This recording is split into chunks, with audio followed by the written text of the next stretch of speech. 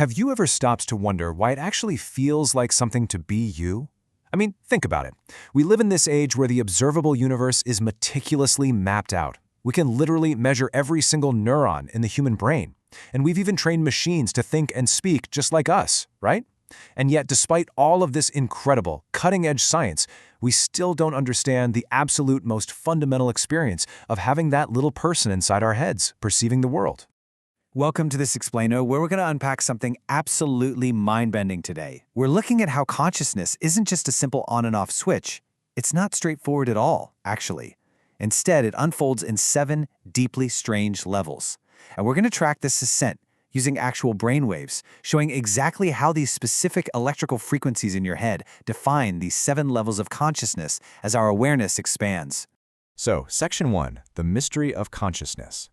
To understand these 7 levels, we first have to confront the profound mystery of why sights, sounds, smells, and even the sting of sadness actually feel like something. This is the whole bedrock of our inquiry today. In the scientific community, they call this the hard problem, and it's aptly named. We've mapped the universe, we've measured the neurons, we've built AI, but none of that actually explains the subjective, internal experience of you. Philosophers, neuroscientists, and mystics, they all basically arrive at the exact same, kind of uncomfortable conclusion. Consciousness is layered. And the deeper you go into the mind, well, the stranger and more inexplicable it gets. Moving right along, Section 2, brainwaves of everyday life. Because before we get to the really wild stuff, we need to establish our baseline with the 3 levels we cycle through every single day. This is going to lay the hard scientific groundwork for our ascent. Okay, so here are the steps of our daily cycle. We've got deep sleep at level 1, dreaming at level 2, and waking at level 3. Now, our minds are so caught up in the day-to-day hustle that we rarely pause to notice how our brain waves completely govern this repetitive cycle. We just assume this is all awareness is meant to do, right? We jump from the total void of sleep into the private universe of dreams and then out into the shared world of waking life, just day in and day out. Now, what's really fascinating here is how we can map the hard science of our brainwaves directly to our subjective experience. Look at level 1. Deep sleep is driven by delta waves. These are pulsing at incredibly slow rates, less than 4 cycles per second. Experientially, this is the nightly death of the self. It's pure, silent stillness where the concept of you completely ceases to exist. Then level 2 brings REM activity, where your brain just independently generates an entire functioning reality from within. Crazy, right? And finally, level 3, our waking life, which is governed by the default mode network. We call this our consensus reality, but scientifically, it's really just a shared, 3-dimensional sensory hallucination that acts as our user interface. This idea that the brain isn't recording reality but rendering it like a simulation running in real time, man, that quote perfectly captures the illusion of level 3. Your waking life is essentially just your most persistent dream. It's filtered by your nervous system just enough to keep you alive. You never actually see the world exactly as it is. You only see the version of it that your brain is actively rendering piece by piece based on sensory inputs. Waking life isn't the opposite of a dream. It's just a dream with gravity and consequences. All right, Section 3, synchronizing the mind. So what happens when you step off that daily treadmill?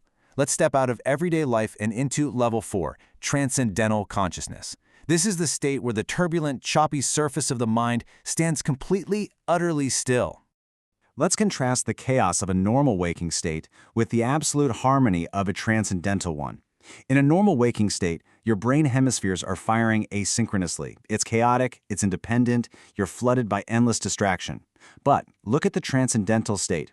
EEG readings of advanced meditators show their brain hemispheres completely synchronizing. The electrical waveforms literally line up, almost like musical instruments tuning to the exact same frequency in an orchestra. As the inner mind achieves stillness, all that chaos of the brain is replaced by profound, measurable harmony. And when that synchronization happens, we reach a massive philosophical milestone. Descartes famously said, "I think, therefore I am." But at level 4, the thinking entirely vanishes. You discover the self beyond the self. It's a pure, silent awareness completely detached from the machinery of thought. The observer realizes, hey, I'm not the thoughts themselves. I'm the vast space in which those thoughts appear. Which brings us to Section 4, gamma waves and sacred reality. From that profound stillness we just talked about, we transition to levels 5 and 6, where consciousness expands beyond traditional science. Yet, and this is the cool part, our instruments can still track the distinct electrical shifts. So level 5 is cosmic consciousness, and this state bridges the gap between the inner and outer worlds. In this state, the deep silence of meditation doesn't just vanish when you open your eyes. Science actually describes this as continuous meta-awareness. Your brain's frontal monitoring system stays active, meaning it tracks both your internal stillness and your external experiences simultaneously. You effectively become both the active participant in your life and the serene spectator, just watching it all unfold. Moving even deeper, we hit level 6, God consciousness. Here, the brain shifts into highly synchronized gamma brainwave activity. Now, these high-frequency waves are scientifically associated with moments of profound compassion and breathtaking awe. In this state, the emotional and sensory centers of your brain literally merge together. Consciousness doesn't just witness the universe anymore, it falls in love with it. Your intellect transforms into total, absolute reverence. And the philosophical consequence of that intense gamma activity is just beautiful. You don't feel love for the world, you see through love. Love ceases to be just a fleeting passing emotion and actually becomes your primary mechanism of perception. Every atom, every breath, every ordinary moment suddenly feels imbued with a sacred essence. You aren't forcing compassion here. Compassion is just the natural, unavoidable byproduct of experiencing the universe this intimately. Section 5.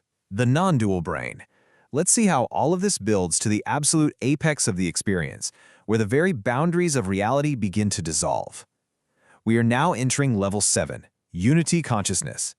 In unity consciousness, neuroscientists observe what they call absolute non-dual awareness. The brain experiences a complete loss of self-referential processing.